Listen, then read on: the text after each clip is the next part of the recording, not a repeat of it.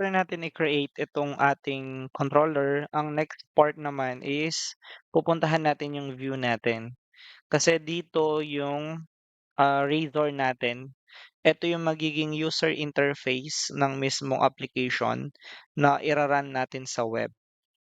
So, paano ba nagna-navigate dito? Una, magra-right click ka, mag-a-add tayo ng folder dito.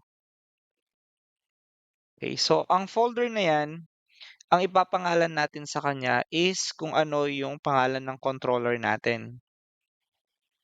Example ay meron tayong product controller, so ipapangalan natin dito ay product. Yung first word ng mismong controller natin. Okay, so dito meron kang product controller, so ipapangalan mo ay product. So kung ano yung first name ng mismong controller mo at kung paano yung spelling ng mismong controller mo. So yan yung gagamitin natin na folder ngayon. After nun, i-right click nyo siya. Mag-a-add tayo dito ng view. So sa view, mag-a-add ka lang, hindi na natin papalitan yung name. I-leave na lang natin siya as index na lang. So add natin siya. Then yun. So meron na tayong view ngayon.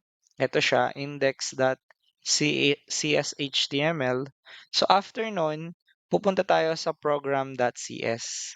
Sa program.cs, dito sa pinakababa, ilalagay natin dito yung pangalan ng folder na kinreate natin.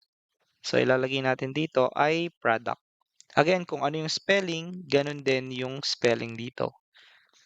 So, after nun, okay na yung settings natin.